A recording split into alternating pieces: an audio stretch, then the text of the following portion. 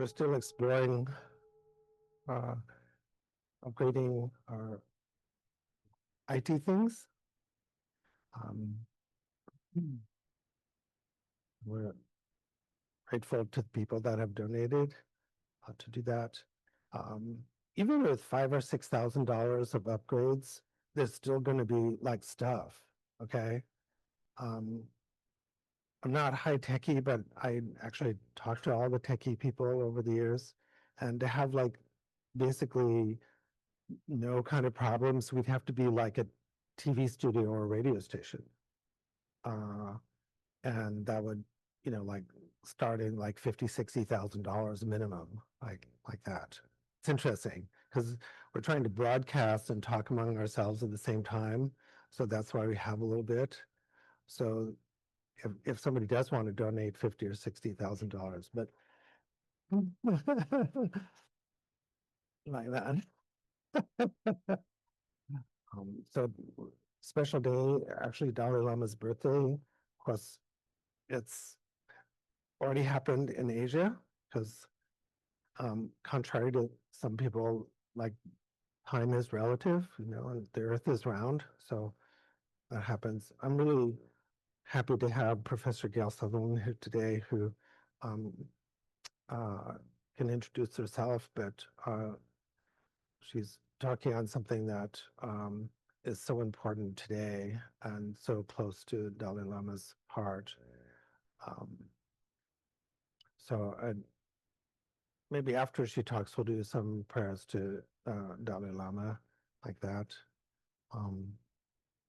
Who has had the opportunity to actually maybe even greet Dalai Lama or talk to Dalai Lama? Yeah, it's amazing, right? So we should just think, okay, Dalai Lama's here, and we're doing it, and we've asked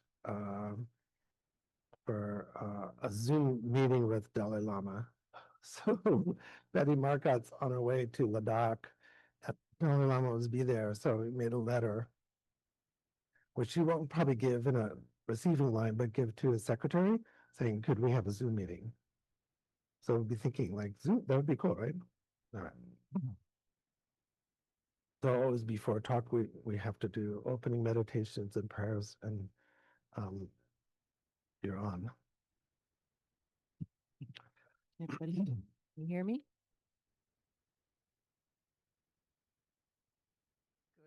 Good. Thank you, all of you. I am very pleased and very honored to be here. And first of all, before I really start talking about my subject, which is the politics of Ahimsa in ancient India, I just give you a little bit of background, my background, which is in the history of religions, which is a rather broad category, but it is a discipline that was started by Mircea Eliade at the University of Chicago. And it includes many different aspects of the study of religion, often probably just very informally called comparative religions. But within that, anybody studying such things also specializes in some area, of course. And mine was South Asian religions, but particularly ancient and classical Hinduism and also Buddhism, Indian Buddhism. So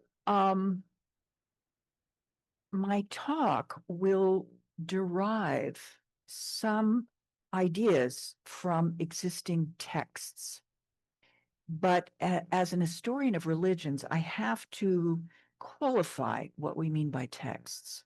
There are certain problems with texts. First of all of the earliest texts about the Buddha that in any way collect his ideas were oral texts for a very long time. And that is not to suggest that they're not authoritative for that reason, because oral texts often are more authoritative because people have to memorize them. Once you get to a point of writing things down, errors are made because you're no longer internalizing that knowledge. But in terms of the collection, the early collection, which is called the Pali Canon, I'm sure you've all heard of it. Pali was a form of Prakrit, which means a vernacular in ancient India at the time of the Buddha. It is a dialect of Sanskrit, actually. And we assume, but we don't know for sure, that the Buddha might have spoken that, or certainly some form of Prakrit. But in terms of the ultimate codification of those texts and the writing down, really collecting them into the form that we know them now as the Pali Canon, that took hundreds of years. And in fact, the first Pali Canon written down in Sri Lanka was no earlier than 29 to 17 BCE. Whereas the date, of course, the current dating of the Buddha is 563 to 483 BCE. So many hundreds of years later. So there's no historical factuality that we can derive from that.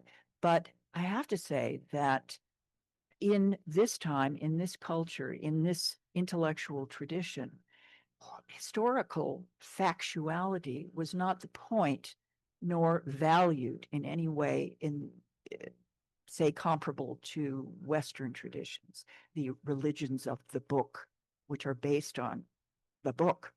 Well, ancient Buddhism and Hinduism were not so much that. There certainly were books, and within Buddhism, as we know, there are thousands of them. So they're there, but nobody who was a contemporary of the Buddha certainly would have thought that his actual words had to be quoted word for word forever and ever and ever. That wasn't it. There was a respect for the tradition, the whole force of the tradition, not just what was in a book, but the intention of the community, the intention of the Sangha, and the force of their devotion. And as that was authoritative, not so much this factual record of any sort. Another problem with texts is that we don't have any knowledge, really, of who had access to those texts. None. It is the information that we do have coming from archaeology and epigraphy suggests that very few people, whether monks or laity, ever read these texts. It was not what they did.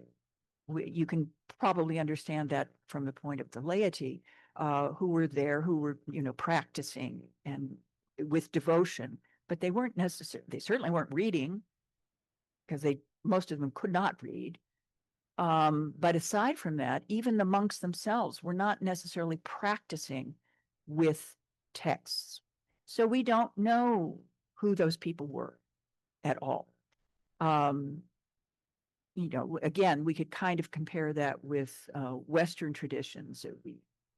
We have no idea who had access to the Hebrew Bible.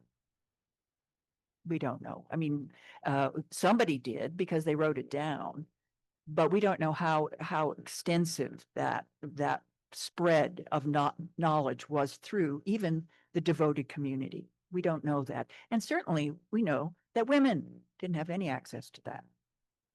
They certainly didn't write the text, and more likely that was not their experience of Judaism, for instance, nor were, of course, women within Buddhism as well. Okay, so this kind of problem it's not really a problem, it's just the way it is with texts. This becomes very obvious in the Vinaya, which is the basket within the Pali Canon, the basket or Pitaka of the rules of the monastic community, all of the rules that were gathered over a long period of time. And however, even though they were gathered over a period of hundreds of years, there is a very formal way in which all of these rules are expressed. They are all attributed to the Buddha in the way that they will actually say, the Buddha said. Now, the Buddha may have never said anything like that, but this is the way it is deemed to be authoritative. The Buddha said this. Now, sometimes this becomes kind of funny because every single ruling gets this kind of treatment. And in one case, for instance, in the Vinaya, there is a particular ruling in which it said, the Buddha was disturbed in his nap by the clattering of the monks' sandals on the porch. The Buddha does not want to be disturbed from his nap, so therefore no sandals on the porch, saith the Buddha. So, okay. So there's everything like that. I mean, it runs the gamut. There's the very important stuff about, basic morality, but then there are all these other things too. And you can just tell, okay, well, the Buddha said it. And yeah. So having said all of that, nevertheless, I am basing some of what I'm saying on texts, just because I think it is safe to say that they may not be factually, historically accurate. They are collections of wisdom and ideas and events and practices within the larger tradition. So I'm looking especially at the Vinaya. Within the Pali Canon, there, the Tripitaka, the three baskets, the sutras, which are supposedly the direct teachings of the Buddha, and the Vinaya, which is this basket of all of the rules and regulations, and the Abhidharma Pitaka, which is a later addition, which are all of these very, very particular and complicated kind of explorations of the sutras and philosophical, metaphysical extrapolations from that. So the title of my talk is the politics of Ahimsa. So what is Ahimsa? Does anyone know?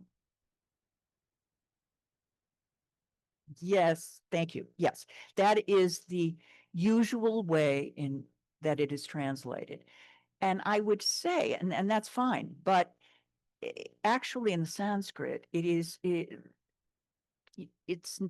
more generally, and more particularly, it is non-injury or non-killing.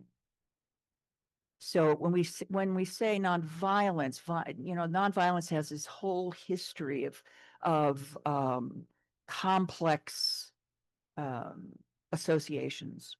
And so I think within this more limited understanding, it really did come down to, stop that, it hurts, or don't do that, you're killing me, or, that sort of a thing. And certainly within the Vinaya, the ultimate precept in which violation you can be expelled from the community is killing a human. If you do that, you're out, very definitely. But then, there are lots of other gradations and applications of the idea of ahimsa. It's a foundational principle within Buddhism. I think you'd all agree with that. All of you Buddhists would agree with that. And that, I think, is evidenced historically in many ways. For instance, I'm jumping up ahead a little bit here to Emperor Ashoka. Many of you have heard of him. He was the third emperor of the Mauryan dynasty of ancient India. He was, his dates, came to power in 268 BCE. And he was the first emperor to unite most of India, most of it. Some part in the south he didn't get to. But he was indeed one of the most powerful figures in the ancient world. The seat of his power, his royal city was Pataliputra, which is modern Patna. And it was, at that time, it was twice as big as Rome. It was 11 times bigger than Athens. It was twice as big as Alexandria. It was the largest city in the ancient world of that time. So this is, to some extent, an indication of what a big deal he was. He truly was. And what is so important about him, what becomes important about him within Buddhism, is that, first of all, he indeed left authoritative texts behind.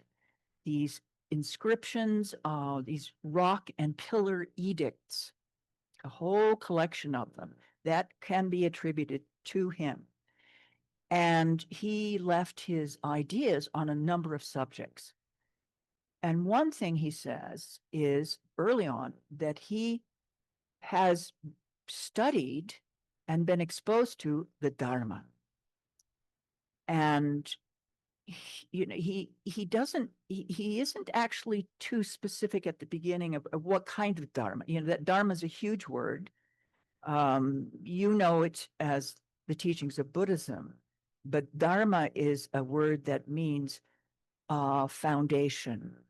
It is it is truth and foundation of everything. It is the basis of our lives. And it is also an important term within Hinduism as well, of course. So it isn't always clear whether Ashoka is necessarily being very specific about Dharma, meaning Buddhist monks or just other holy men, of which there were many at that time.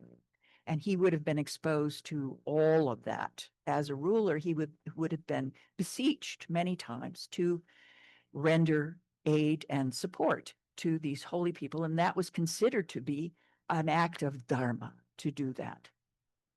So anyway, for instance, on Rock Edict 4, which is 12 years after his consecration, he says, through my instruction in Dharma, these things have increased, not slaughtering living beings, not injuring creatures, proper regard toward relatives, proper regard toward Shramanas and Brahmins. Shramanas were basically ascetics, wandering ascetics. Brahmins who are, the priestly caste of Hinduism. So they too would have been honored by him. Obedience to mother and father. My son's right there. And obedience to the elderly. That too is a good thing. This is all very good. So that sounds pretty good, and sounds to me, and it sounds pretty ambitious in some ways. However, it is good to remember that Ashoka was the emperor of a very large dynasty. And on the Rock Edict number 13, and this is 8 years after his consecration, 8 years after his consecration, he completed the consolidation of his dynasty by conquering the community called the Kalingas. And this was in eastern India, probably in what is now Orissa. And at that time, he, of course, as he says, and then these numbers I think are hyperbolic, greatly exaggerated. he said during that time, when they were conquered, he had 150,000 people deported. Deporting, the horrible word that is. He had 100,000 people killed. So even if we're imagining that is a great exaggeration, it is, he did some damage. And this was after he was exposed to Dharma. But he says in this rock edict, this is the regret that I, the beloved of the gods, Piyadasi, that's how he referred to himself, has after conquering the Kalingas. For conquering an unconquered land entails the killing, death, and deportation of people. That is deemed extremely painful and grievous by the beloved of the gods. So the cynical part of me might say that, okay, it was a shame you had to do all that, but you're sorry, and okay, that's fine now. And he goes on to say that in his sense of shame about this, that he's tried to make up for these terrible things by supporting the Dharma and the holy people. Again, he's very general in that, supporting the Dharma and holy people as much as he possibly can. And we know to what extent he did that. He helped to spread the Dharma throughout Asia, certainly throughout India, definitely as far as Afghanistan. And he constructed these stupas, which contained relics of holy people. They were inscribed. He was a great king. He was, in his words, a Dharma Chakra king. He turned the wheel. Dharma Chakra means turning the wheel. And so that's actually has a double valence there, because the wheel is both the wheel of Dharma, which, and as you know, the Buddha turned the wheel of Dharma, but the wheel is also the wheel of a chariot, and that is a wheel of war in ancient India. Chariots were used in warfare. So he's trying to put together these two things into one entity. But I would suggest that it isn't easy to do that, as he himself is admitting here. How do you run a nation? How do you create an empire without killing? Never has been done, as far as any of us know. And even this commitment to ahimsa, which is very central, how is our own commitment? I mean, our own, meaning in the Western commitment, thou shalt not kill. Oh, as if the West is not awash in blood, even though adopting that view. So, so there is this uneasy balance to be maintained. And I think there is a kind of example. We can go back again to the Vinaya, and we can even see that within the close proximity to the Buddha. Again, this is a text we can't really date, but within the Vinaya, there is one citation that says, King Bimbisara of Magadha has gone to the Buddha, and he said, your monks are coming to my soldiers and preaching to them, and some of them are leaving my army. He said, I can't have that. So please don't do that anymore. And so within the Vinaya, there is, the Buddha said, don't go and preach to the army. Don't do that. Why would he do that? Well, because he was getting massive amount of support from King Bimbisara. and other rulers. So he was being very strategic, just as I would say Ashoka was strategic during his day. You cannot conduct polity. You cannot conduct any kind of administrative work. You cannot conduct yourself in the world without stepping on some, and maybe, stepping on feet and maybe killing people too. And so therefore, I think what tended to happen within Buddhism, aside from Ashoka, who, and I will give him his due, for such a powerful ruler, he tried. He really did try very hard. And he gained a lot of merit in many of the things that he did. But within early Buddhism, that veering away, okay, this ahimsa, maybe we can't really push it in the direction of criticizing a nation or criticizing war. We can't really be anti-war. So we're going to concentrate on being vegetarians. Now, this might seem, this is a bit poignant, to say the least, that more and more the concentration is on diet and not killing animals. All very praiseworthy. However, what we see is that even then, even with the notion of not killing animals, that too is kind of a dicey proposition. It's very difficult to achieve. And a whole conversation about that is recorded, and which I'm going to go into. But in order to kind of understand walking this difficult line and adhering to this primary principle of ahimsa, we have to introduce another important principle, which is the middle path, which you all have all heard of. The middle path, which is a path of moderation.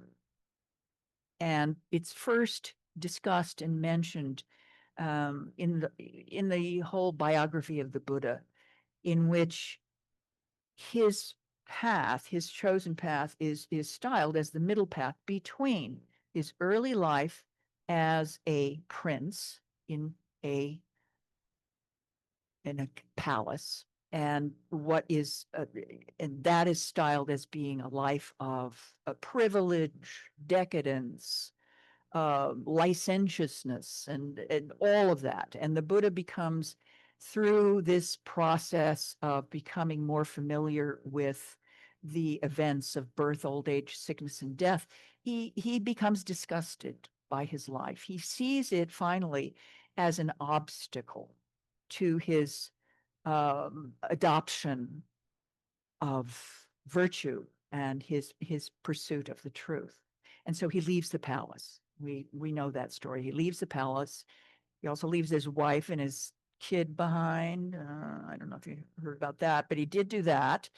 And then he becomes a renunciate, and he takes up the life of a wandering sadhu, wandering holy man.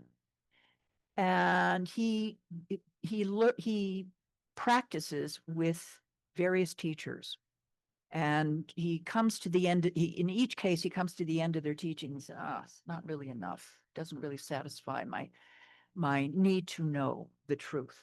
And finally, he winds up with these 5 ascetics who are practicing the most extreme form of asceticism, and especially of fasting. And so I suspect maybe it's not specified, but I suspect they were Jain. But anyway, we'll talk about Jains. So he starts practicing with them, and basically stops eating it. At one point, he says, I touched my stomach and I could feel my backbone. That he said, I was so weak from fasting, I couldn't even get up and go relieve myself. So he decides, this is not working, and my head is foggy. I can't meditate. I can't do anything. I can't, if I can't eat. And so he gets up. Now, always the question I have is, how do you have the energy to get up at that point? But anyway, so he gets up and says, this is not it. I'm leaving this behind. And, and those ascetics, they're like, you quitter. But he leaves. And he said, I am not resting here. I am not stopping here. This is not the way. And so in other words, he has rejected the life of pleasure, and he has rejected extreme asceticism. It is not useful. And so he goes on his way and eventually winds up in Bodh Gaya. And he makes his stand, he sits beneath the Bodhi tree. He said, I am not getting up until I have discovered the answers to birth, old age, sickness, and death, the answer to why we suffer. So he sits down and he closes his eyes. And then, according to the fanciful biographies, there's a cowherd girl named Sujata who is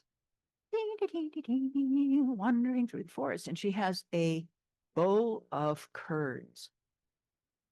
And she sees the Buddha sitting under this tree. Siddhartha, he isn't the Buddha yet.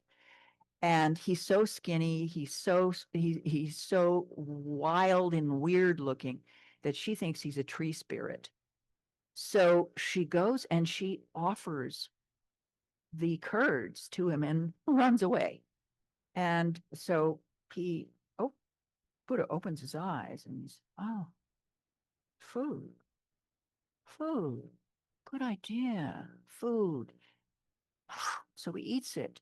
And you could say this was the thing that initiated his progress toward enlightenment, that moment of accepting food from a woman, from a female too, which is another way of kind of, bringing everybody on board here.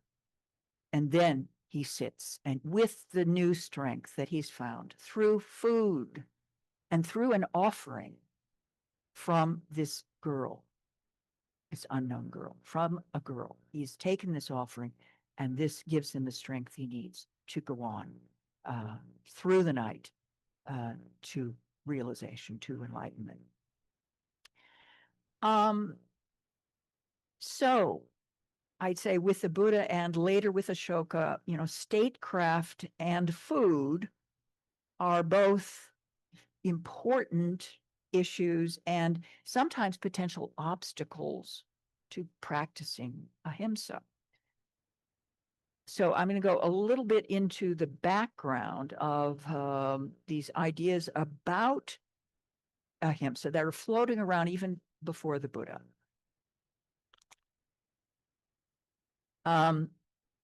At that time, the preeminent sort of religious practice was the Vedic ritual sacrifice. And the oldest of the Vedas, the Rig Veda, goes back, is dated to about 1500 to 1200 BCE. And it celebrates the sacrificial ritual as the holiest, as something that generates life itself, that it is creative in the sense of, Genesis, this sacrifice. And in fact, in one of the in one of the hymns of the Purusha Sukta, in one of the hymns of the Rig Veda, the Purusha Sukta, which means the hymn to the person, there is described a primordial sacrifice of Purusha, of a human being. This is not, I don't believe this is any indication that there was actual human sacrifice. It's purely metaphorical. But in this sacrifice, the gods sacrifice this first human to the gods, to themselves. So they, this sacrifice, as all sacrifices proceed, the victim is killed, is dismembered, and it is burnt. And we see this in Greece as well, and Homer talks about this sort of thing. But so, of course, the gods they don't eat that gross meat. The gods don't need that. But what they get is the smoke that comes up from the sacrifice. And that is the purified essence of the sacrifice. And they whatever they do with it, I don't know. Do they breathe it? I don't know. But they like it. And so out of that primordial sacrifice, it says, everything arrived. Everything was created. Nature itself, the seasons, every single thing, all animals, et cetera, But as they say, the most important thing that was created was the caste system of ancient India. Out of the head of Purusha came the Brahmins, out of the arms of Purusha, the Kshatriyas or warriors, out of the thighs, the Vaishyas or farmers at the time, later merchants, out of the feet of Purusha, the Shudras, who were the menial workers. And so there you have it.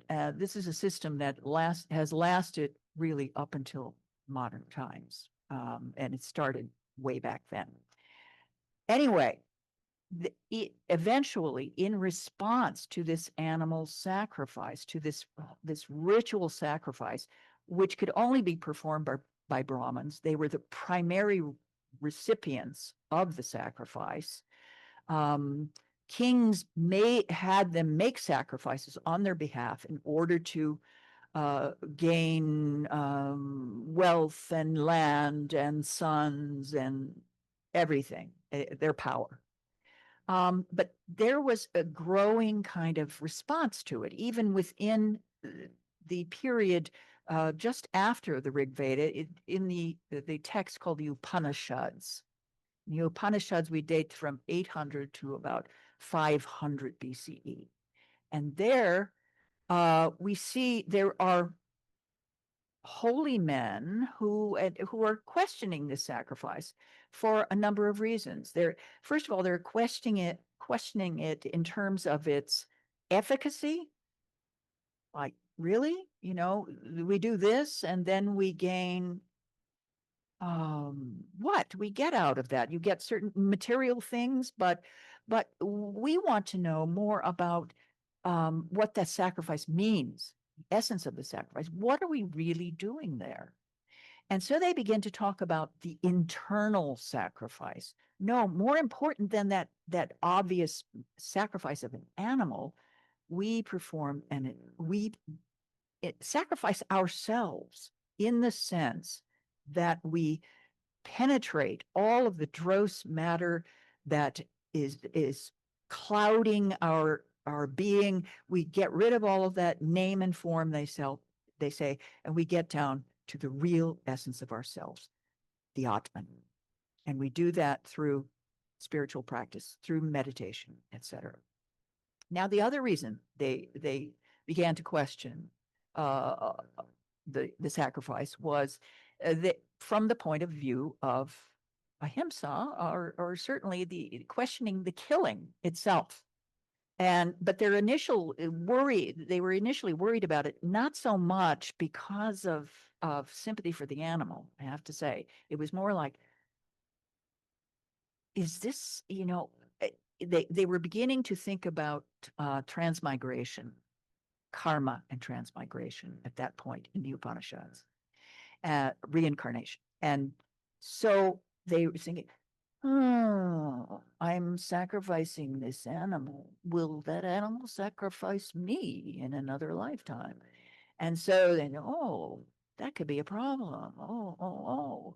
And so, they begin to question that. And again, I say, I don't think most of them were that concerned about the feelings of the animal. I think they were much more concerned about their own selves, their own Atman, their own spiritual progress, their own toward moksha or release. So, okay, I'm getting there. I'm getting to my last bit here. We have a very good example in the Vinaya of how the non-killing of animals or killing of animals can be difficult. The non-killing, ahimsa, can be difficult to adhere to, even by monks. Now, we're talking about a period in which these monks were wandering around from place to place. Mostly they didn't have a fixed abode for a period of years until they started building viharas, monasteries. But they were renouncers. They renounced the householder life, and they committed themselves to a life of nothing, of not owning nothing, and not being farmers. They did not farm. They left their farms behind and renounced that. So that means they couldn't feed themselves. So they begged for food. They were called bhikshus or bhikkhus in Pali, which means beggars. So, and they were not the only ones. There were lots of these sects of renouncers, lots of them, dozens and dozens of them.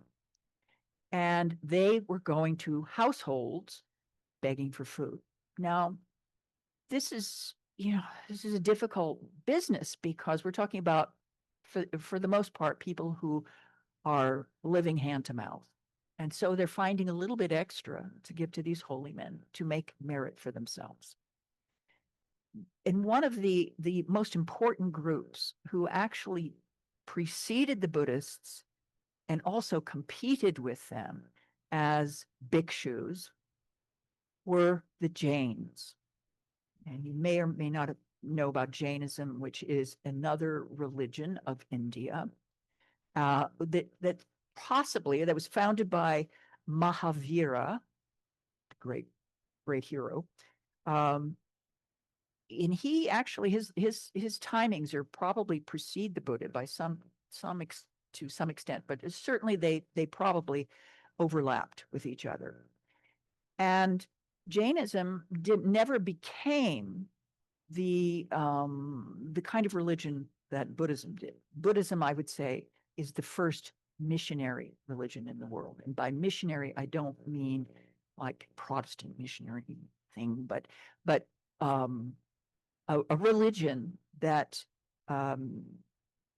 took its practices, its teachings, and reached out beyond its own native culture into other parts of the world and was adopted in all of these different societies and cultures. The other missionary religions that we know are Christianity and Islam. And again, Hinduism is not particularly, because it is so linked to family and an ethnicity. So it isn't a religion, didn't achieve this kind of universality that Buddhism did. Jains neither achieved that kind of universality.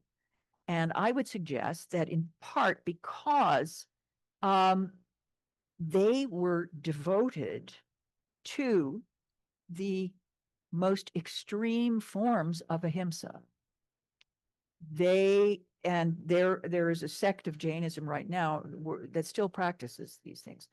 Not only would they not eat animals, they would not eat root vegetables, because that entailed digging in the ground and pulling them up. And so you might kill an insect or a worm while you're doing that. So we can't have that. They wouldn't eat anything with seeds, because seeds contain the potential for life. Can't do that, so this is the right to life to take into a huge extreme. And their monks were so ardent in their commitment to ahimsa, this kind of extreme form of ahimsa, that when they went on their begging rounds, if this poor villager happened to have some meat and gave it to them, they wouldn't eat it. They would not eat it. And this becomes a real issue. And there's a whole discussion of this in the Vinaya, and a ruling that is made. The Buddhists, also being committed to ahimsa, they say, all right, if you, sometimes that villager might put something like that in your begging bowl. They might have some leftover hamburger, or no, not hamburger, not in India, and put it in your begging bowl. And what should you do? Well, the ruling comes down. You should accept it. You should accept it. Because, well, and it's qualified. As long as you did not know in advance that they were having a barbecue that day, you go by or something, and you didn't ask them for that meat, you should accept it with a good heart, because the principle of gratitude for the efforts of these lay people and their toil in producing this food is more important than your adhering to this strict version of ahimsa. So again, that the middle path there is an important sort of corollary, I would say, to ahimsa. So there is this problem always about, with statecraft, I said, but with eating, with food. And also there's some, well, a cynical version could be, well, okay, you made a big compromise there in order to get food. Yes, true. But without those kinds of compromises, without that middle path, I would suggest Buddhism would not have survived. Because of, it was transported by, it was promulgated principally by merchants throughout Asia who would set up temples and so forth. And you're going to various different societies. If you're going to go with that kind of strict understanding of what's possible and what's doable, you're not going to win anybody over, for one thing. You could say that's pretty utilitarian. I don't know, but I just suggest that this whole middle path has helped in the long run to spread those core principles of ahimsa. Now, of course, we have to acknowledge that middle path and that commitment is not always easy to sustain, and we've seen some spectacular violations of it in civil war in Sri Lanka, in Myanmar. These are Buddhist countries, and there's been, civil violence on the part of monks, in some cases. Nevertheless, I see this pairing of ahimsa and tolerant moderation as one of the great strengths of Buddhism in the world. Thank you.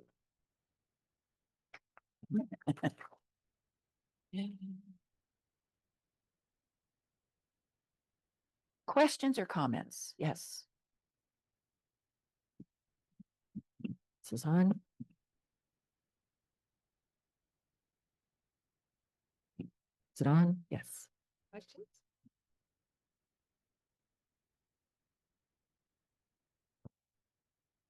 Thank you so much for that historical perspective. Sure. Since it's His Holiness's birthday, I want to bring up, I saw him about 10 years ago in San Francisco, and there was a group that was protesting. And I believe it was a sect of Buddhists anti the Dalai Lama. Are you familiar with this? No, I'm not. I don't know who those would, I wonder if they're from Taiwan or something, maybe. I don't know. Yeah, go ahead. Uh, so some people are aware that Dalai Lamas have been very much against a certain kind of Dharma practice, that's sectarian protective practice.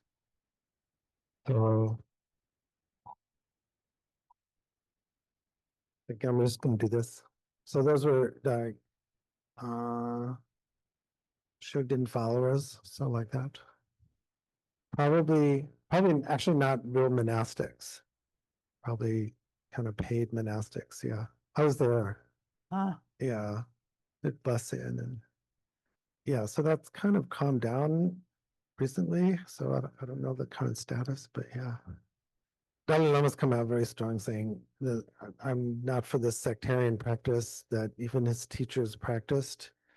And he's taken quite a lot of flack for it. But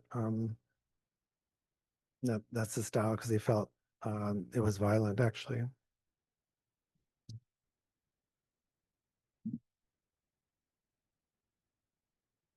The style of practice that style of Buddhism, even within known Gelug sect, was advocating violence. So there was a very famous monk in MacLeod Ganj Dharamsala, Geshe Losang Gyatso, that was murdered by the Shugden sect. So the Dalai Lama would say, I don't know if he's still saying it, but if there are any Shugden followers in the room, I won't give the initiation, you have to leave.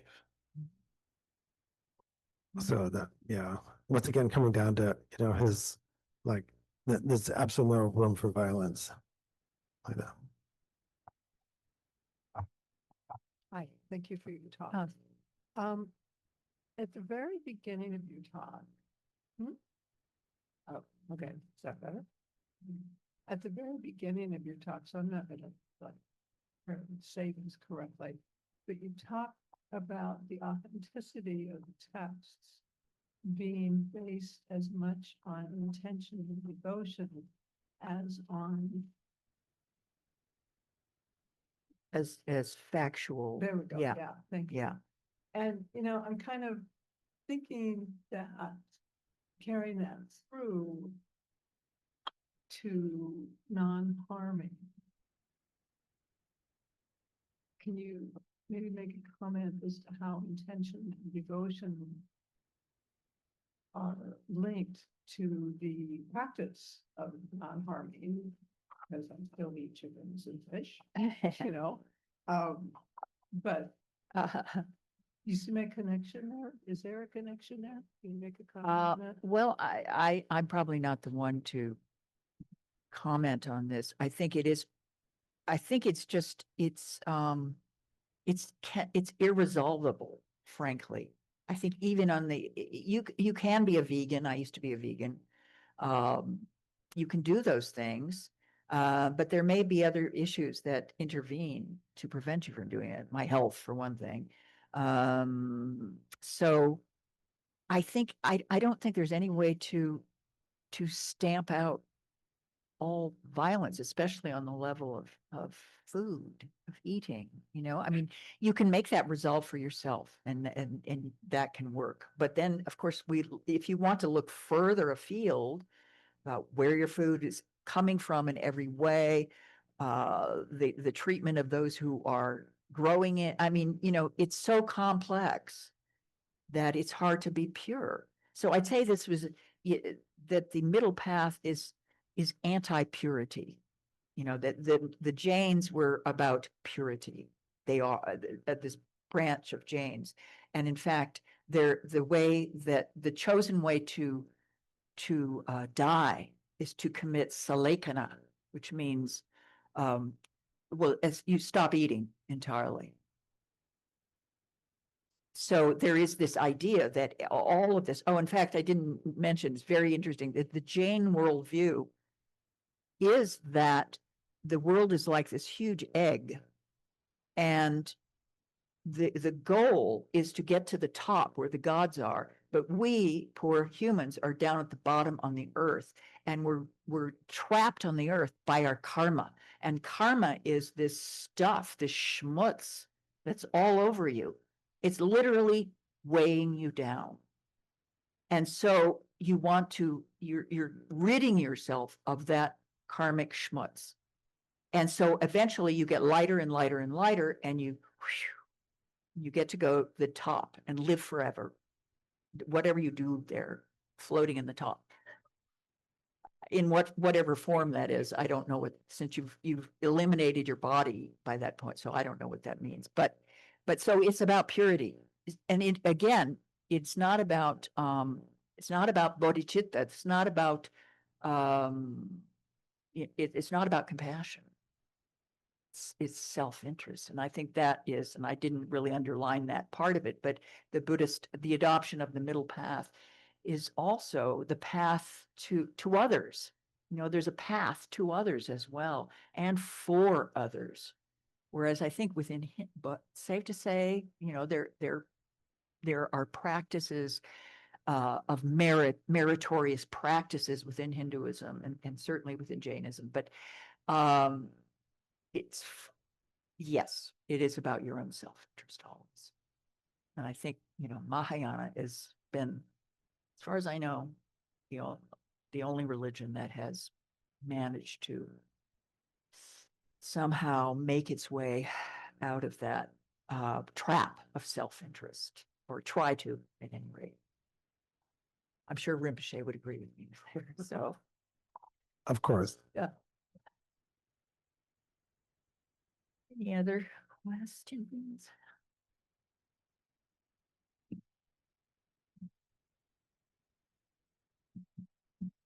Thank you, Professor Sutherland. Yeah. I really appreciate the talk. Oh, good. It was wonderful to hear the Oh, good. historical aspect of Ahimsa. And I was curious about, because part of what I really appreciated was you bringing in the concept of the self-proclaimed Dharma Chakra, who then conquered the Kalinga, right? Yeah. Through deportation Yeah. and killing. And it sort of made me think, if you were like a modern day Kalinga, right? And there was this self-proclaimed king of truth, perhaps out to deport or kill you. Yeah. Right? What the role of Ahimsa, or how Ahimsa plays out in the context of defense of self or other.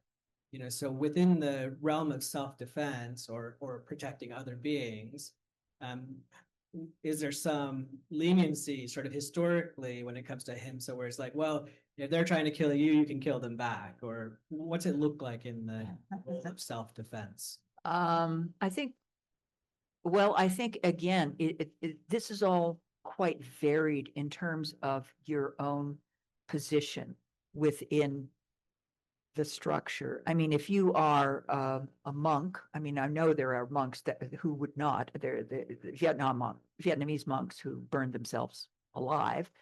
So there are such people, but then there is this kind of graded dharma, isn't there? I mean, it is not expected that certainly in Tibet, my goodness, most everybody eats meat. Do they not? Yes. Yep. Yeah. It is not expected of lay people, householders, farmers to adhere to that. So I think it probably on the level that you're talking about of self-defense, I can't believe any Buddhist monk would say, don't defend yourself. They might not defend themselves, but I don't think they would counsel that to others. Do you have something to say about that? Yes. Of course. I'll defend myself if someone attacks me. So, It's Vajrayana. Rajwana style. Right?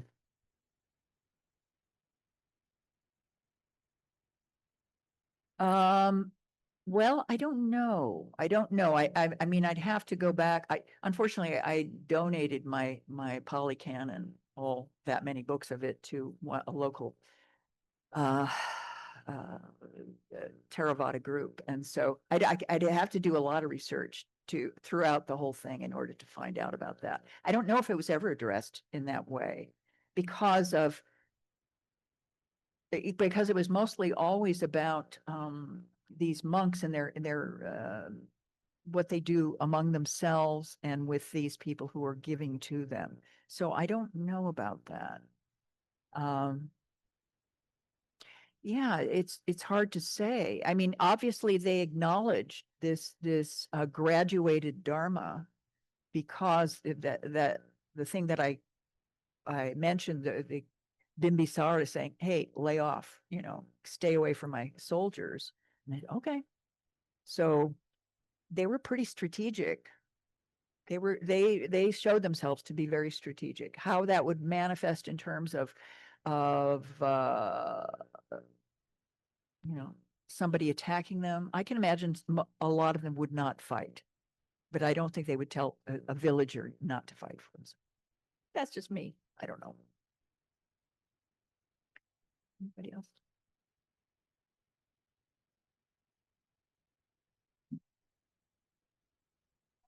We have a history whenever Tibet was invaded.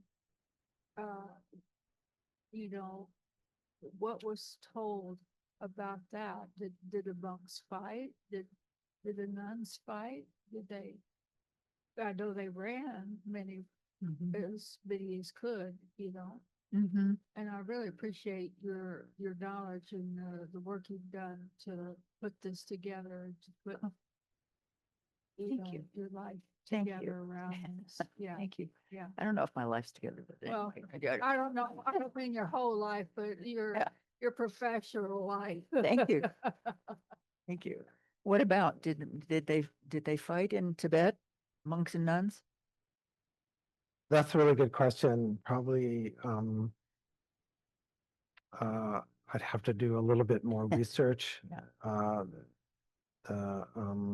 Definitely the Compas did fight, and the American CIA did try to fund guerrilla warfare in Tibet. There is some video of monks holding guns that later was revealed that the Chinese put the guns in the hands of the monks. I can't believe there wasn't some kind of fighting, but we're talking about a whole period of not just the uprising, but before and after. There, that would take some more research. Yeah.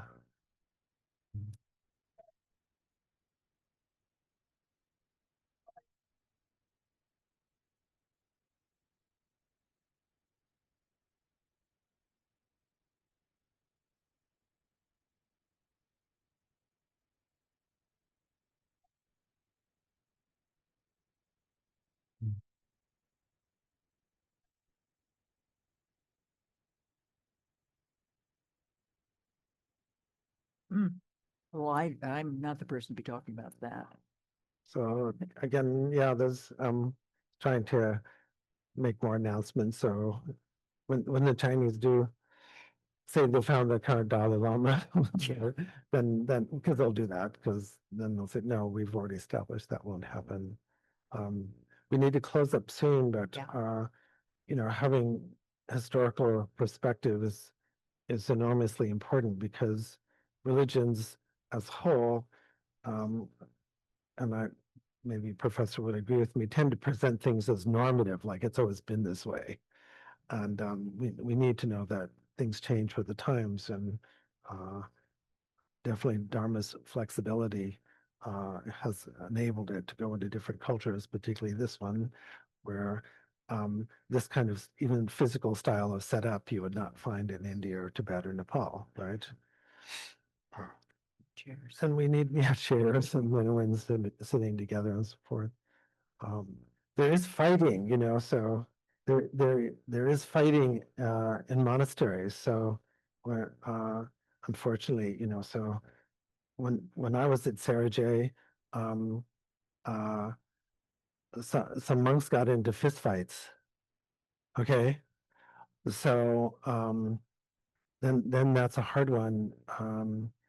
How to adjudicate that, because even though I've read the Mahayana Vinaya and the Theravada Vinaya, there's not really, as far as I know, and I'll have to do more study, there's not like what happens when people are violent. There's not so much, there's arguing what to do with violence. So even in this level, people argue, right? So that is something we want to work on, that kind of violence. So before we close, I want to give a pitch for next Saturday. Tenzin Choki is here to do what we call the Sustainable Service Program. Just holding it up here, where she will give us training and strategies for supporting compassionate action. So we have about maybe 8 or 10 people signed up. I'd like to see 20. So who is going that hasn't signed up yet? Please raise your hand. So will you do it right away so we know? Oh, okay. No, good. We'll find you a ride. Yeah. Yeah. So what I appreciate about Professor Sutherland's presentation and what Tenzin Chogi is, like, we're talking real world, how we negotiate arguments and violence and keep going and try to resolve things, but recognizing that there are disagreements, that things come up, and how not to lose our bodhicitta, correct? How to keep the vastness of the vision going forward. So talking about how we actually work with real conflict and violence from a realistic historical perspective is vital. Don't you agree? So I'm going to do a typical Lama thing. This is what Lamas do. Like, I'll say, wasn't this a really important discussion? And didn't we really appreciate Professor being here? And yes. And you know, from India, we'd say a good teacher has one good lecture, but a really good teacher has more than one good lecture. So I know she has more than one good lecture in her. Would you like to see her come back? Everybody raise their hand. Yeah.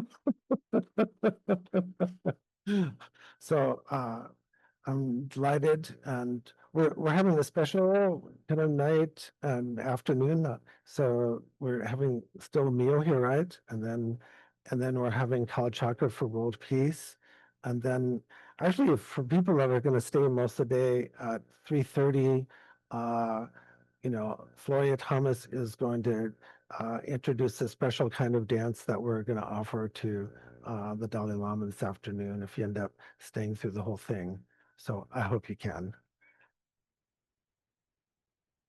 Kirtan is at 2. Yeah. 2:30. Yeah. So I'm especially fond of kirtan, and I feel that music brings people together. Don't you agree? So it's nice to see some newcomers and nice to see you family here. It's fantastic. So we need to close.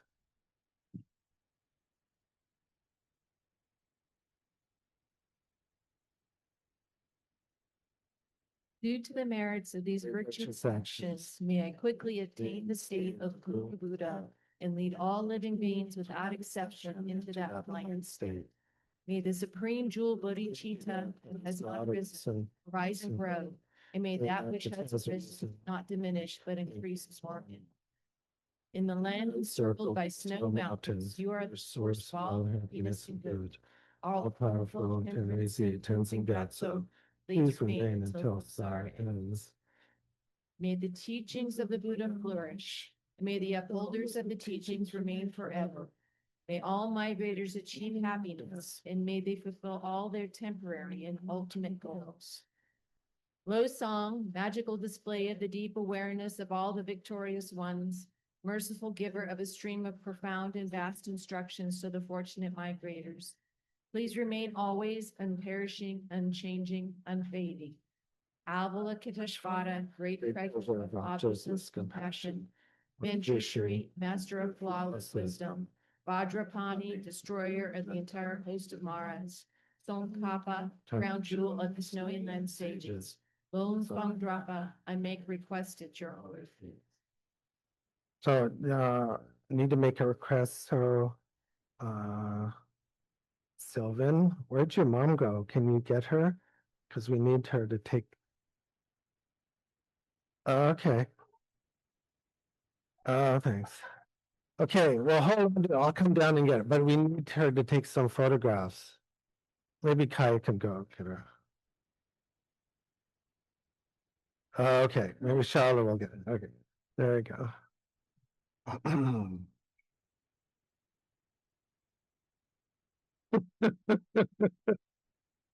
So also you have some exit music. Yeah. Omo araya pazaya na indi Om araya pazana indi Omo